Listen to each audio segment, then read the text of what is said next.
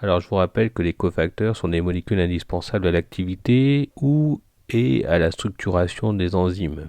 Alors le cofacteur s'associe à la coenzyme qui est la partie protéique pour former l'holoenzyme. L'holoenzyme est donc l'enzyme complète. Le cofacteur va se fixer sur un site spécifique de l'enzyme, donc cette fixation est caractérisée par l'affinité mais également par la spécificité. Alors, le cofacteur peut être une molécule simple, des molécules simples ou des coenzymes, c'est-à-dire des molécules un peu plus compliquées, complexes. Les molécules simples, ça peut être tout simplement de l'eau ou ça peut être des ions comme le magnésium, le zinc, le nickel, le molybdène, le manganèse ou voire même le fer. Alors, on peut donner plusieurs exemples, même si c'est le magnésium qui est le plus représenté dans les enzymes. Le zinc, on peut le retrouver par exemple dans des carboxypeptidases ou des phosphatases ou des alcools déshydrogénases. Le nickel et le manganèse, on peut les retrouver dans les superoxydes dismutases. Il en existe plusieurs. Il existe des superoxydes dismutases à fer, à manganèse, à nickel ou des superoxydes dismutases à cuivre-zinc. Voilà, le nickel, on peut le trouver également dans l'acétyl-CoA synthétase. Le molybdène, on peut le retrouver dans la nitrate réductase. Donc c'est une enzyme qu'on utilise en microbiologie. Voilà donc pour les molécules simples. Alors pour les molécules complexes, alors, ce qu'on appelle des coenzymes, elles dérivent la plupart du temps des vitamines, pas systématiquement, mais enfin la plupart du temps, elles dérivent des vitamines. On distingue les coenzymes liés, les coenzymes libres. Alors, les coenzymes liés, on appelle ça également des groupements prosthétiques. La liaison entre le coenzyme est une liaison covalente entre le coenzyme et l'enzyme. Autrement dit, le coenzyme doit être régénéré à chaque cycle réactionnel. C'est-à-dire que la réaction enzymatique principale doit être couplée à une réaction de régénération du coenzyme lié. Alors l'exemple classique, c'est le phosphate de pyridoxal, qui est une coenzyme présente dans les transaminases. Les coenzymes libres, donc, on appelle ça des cosubstrats, et ce coenzyme libre va se détacher donc à chaque cycle pour être régénéré par des réactions auxiliaires, d'autres réactions auxiliaires. Donc l'exemple, c'est les coenzymes comme le NAD+, comme le NADP+, qui sont des coenzymes d'oxydoréduction. Alors les coenzymes peuvent être classés selon plusieurs catégories. On va considérer deux grandes catégories, dont les coenzymes d'oxydoréduction.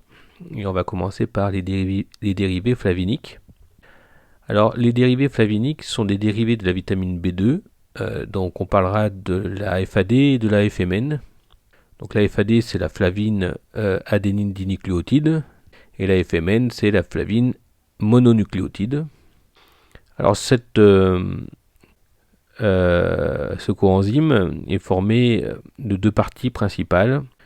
D'une partie qu'on appelle le noyau isoalloxazine, donc qui dérive de la vitamine B2 à proprement parler, et d'une partie qui est le ribitol. Alors ce sont des coenzymes qui dérivent de la vitamine B2, qu'on appelle également la riboflavine.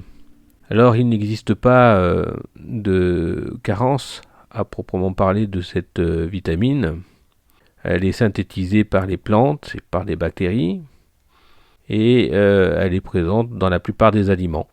Alors la riboflavine va être absorbée dans l'intestin grêle et métabolisée par les entérocytes. Alors en fait les entérocytes vont phosphoryler la riboflavine pour former comme ça le FMN. Et ce FMN va rejoindre le foie pour y être stocké en partie, et une autre partie sera transformée en FAD en ajoutant un nucléotide phosphate. Alors on peut simplifier l'écriture, on se souviendra simplement qu'il y a un noyau isoalloxazine, dérivé vitaminique, associé donc à un glucitol, le ribitol, associé donc à deux phosphates, un ribose, lui-même associé à un adénine et enfin un phosphate. Il faudra se souvenir qu'il s'agit d'un groupement prosthétique, donc lié de façon covalente à l'enzyme. Ce sont des coenzymes qui sont généralement associés à des flavoprotéines. Et le FAD donne des propriétés optiques, puisque le FAD est coloré en jaune et le FADH2 est incolore. Alors pour distinguer le FAD du FMN, c'est très simple. Le FMN c'est une flavine mononucléotide. Pourquoi ? Parce que vous avez le noyau isoalloxazine qui est une base. Et vous avez donc associé à un ribitol, donc c'est un dérivé d'ose, et enfin un phosphate, donc c'est un nucléotide. Et enfin, vous avez ce nucléotide associé à un second nucléotide, puisque vous avez plus classique, un adénine associé à un ribose et un phosphate. Donc il s'agit de flavine adénine dinucléotide. Alors les flavoprotéines, donc les enzymes AFAD, sont plutôt présents au niveau de la matrice mitochondriale, toujours plus ou moins associés à la chaîne respiratoire, au voisinage de la membrane interne. Ce sont donc des coenzymes d'oxydoréduction qui passent de la forme oxydée FAD à la forme réduite FADH2 en captant 2 électrons et 2 protons. Alors le FAD a un potentiel redox moyen de l'ordre de moins 0,20 volts. Il va transférer ces électrons à des complexes redox de potentiel plus élevé au niveau de la chaîne respiratoire. Alors comme exemple d'enzyme à FAD, vous avez la succinate déshydrogénase qui intervient dans le cycle de Krebs, qui convertit le succinate en fumarate. Et on voit bien donc ici qu'il y a réduction du FAD en FADH2, donc oxydation du succinate en fumarate. Alors on trouve également le FAD dans la bêta-oxydation des acides gras, notamment dans les premières étapes. Et puis vous avez également le FAD dans le complexe de la pyruvate déshydrogénase. Bon, alors voilà comment ça fonctionne. Vous avez dans la partie oxydée capable de capter 2 protons et 2 électrons. Donc j'ai symbolisé un petit peu le lieu d'action des protons. Bien entendu, il n'y a pas 4 protons qui se fixent, mais bien 2.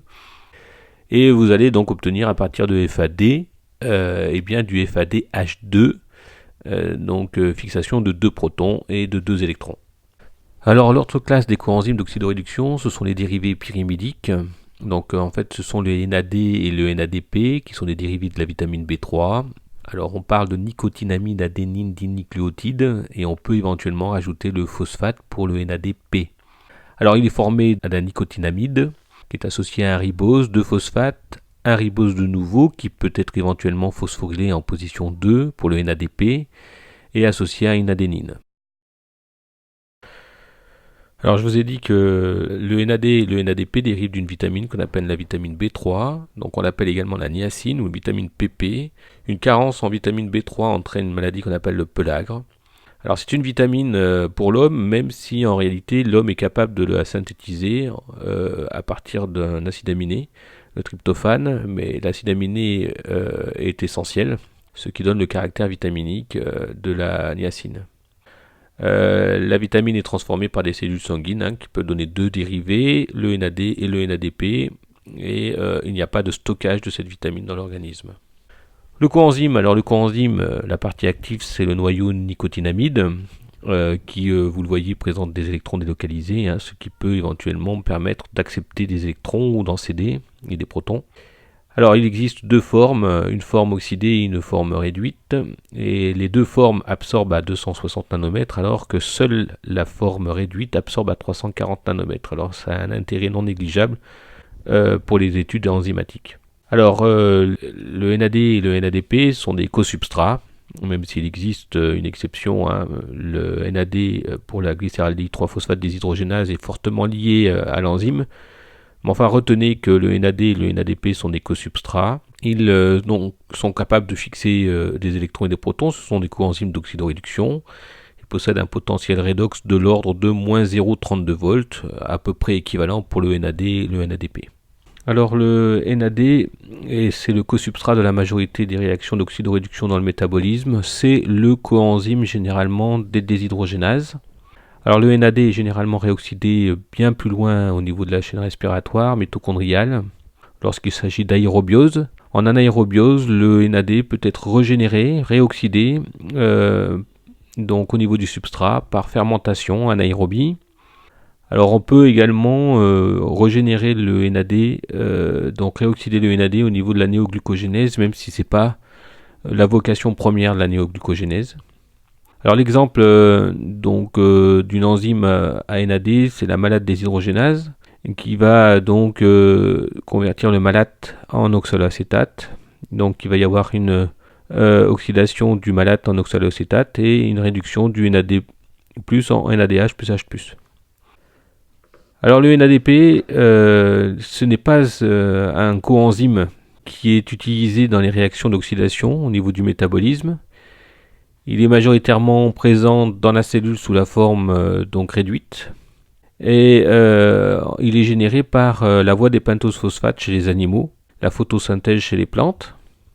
Alors chez les mammifères, l'enzyme malique peut produire également le NADPH plus H+. Alors le NADPH plus H+, est utilisé par certaines enzymes. Alors retenir la glutathion réductase qui va régénérer le glutathion sous forme réduite active en utilisant donc le NADPH plus H+, donc en réoxydant le NADPH plus H+, en NADP+. Alors, voyons maintenant la dernière catégorie des enzymes, des coenzymes d'oxydoréduction. Vous avez les coenzymes quinoniques. Alors, parmi elles, vous avez l'ubiquinone, ou le coenzyme Q. Alors, en fait, en réalité, c'est pas réellement un coenzyme parce qu'il fonctionne tout seul. Et ce n'est pas non plus une vitamine parce qu'on est capable de la synthétiser. Enfin, quoi qu'il en soit, cette quinone est l'un des complexes de la chaîne de transfert des électrons, donc qui va récupérer les électrons dans la chaîne respiratoire. Alors il les récupère séquentiellement, mais les transfère deux par deux. C'est un coenzyme qui est liposoluble, donc qui est transporteur d'hydrogène et d'électrons. Alors il existe plusieurs coenzymes quinoniques qui sont connus, et la différence porte sur la longueur de la chaîne latérale. Et cette chaîne latérale, en fait, va déterminer un petit peu le potentiel de chaque quinone. Alors chez les plantes, il y a un équivalent, ça s'appelle la plastoquinone, et cette plastoquinone a un rôle équivalent au coenzyme Q10 chez les mammifères, puisqu'en fait elles vont transférer les électrons, mais les électrons photosynthétiques. Enfin, l'ubiquinone présente des propriétés physico-chimiques puisqu'ils absorbent sous la forme oxydée à 270-290 nanomètres. Et puis quand elle est réduite, elle n'absorbe plus. Alors comment ça fonctionne? Comme je vous l'ai dit tout à l'heure, l'ubiquinone, le coenzyme Q10, va transférer les électrons donc par deux, mais il les récupère séquentiellement. Donc on peut avoir une partie qui sera une semi-quinone, qui est un radical. Alors ici vous voyez qu'on a représenté le transfert des protons, donc deux par deux, histoire d'aller un peu plus vite. Mais enfin bon, vous avez la chaîne latérale, donc je vous ai dit que les chaînes latérales sont variables, d'une grandeur plus ou moins importante selon les quinones. Et puis vous avez effectivement un transfert, vous voyez, de deux protons dans la chaîne respiratoire, entre les complexes de la chaîne respiratoire. Alors pour terminer avec les coenzymes d'oxydoréduction, il faudrait parler des cytochromes. Alors les cytochromes sont des chromoprotéines, ils sont présents dans la membrane interne mitochondriale, on les retrouve principalement dans la chaîne respiratoire. Alors on les trouve également dans la membrane des thylakoïdes, des chloroplastes, et ils constituent, comme vous le voyez, il y a des liaisons covalentes entre la chaîne protéique et la partie coenzyme, donc ce sont des groupements prosthétiques. Ces cytochromes vont transférer séquentiellement les électrons grâce au changement de valence du fer. Donc il peut partir sous la forme ferreux-ferrique. Et lors du transport des électrons, en fait, l'ordre d'intervention des cytochromes dans une chaîne respiratoire va dépendre tout simplement de leur potentiel redox.